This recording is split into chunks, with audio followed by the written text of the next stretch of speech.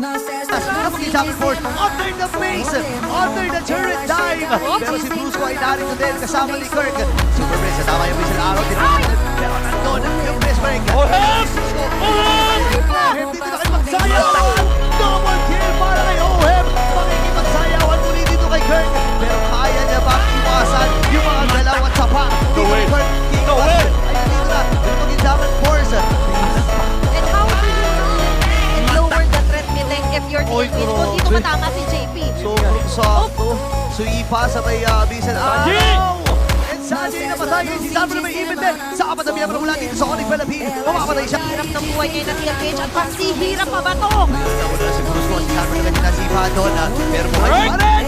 Pero not for long pala kasi dalawang kagad napatay din yung Kena. Sabay na pasiluan ng lima. Ngayon buhay pa rin si Kirk and si Brusco. Even si King Kong, halos full line ito rin. May tinata si Kena dito pero mabubuhay siya. Nagamit yung Winter Crown.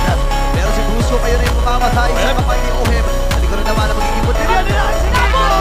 Tamaan. Down to 30% yung buhay. JP dito sinalubog na. Yata! Yung press break. Dito si Kirk. Okay! Ay pa yung Lord. Pero si Kena ay nakakuha ng kill. Namatay na kagad si JP. Lord! Dito magpawag ito sa Lord. At nasan mula dito ang si Winter Philippines. Nakakami sila araw pa. Hindi tama. Si Ohem ngayon ang hahabulin. Ngayon ang flicker na gamit na rin. And this time si Brusco ay nakakuha ng kill. Sapper dito pasalit-salit lang. Ilalayo niya yung mga miyembro ng Onyx Philippines. Oh, that's it! At hindi matatapos ang gabing ito nang walang game number 7. It's official!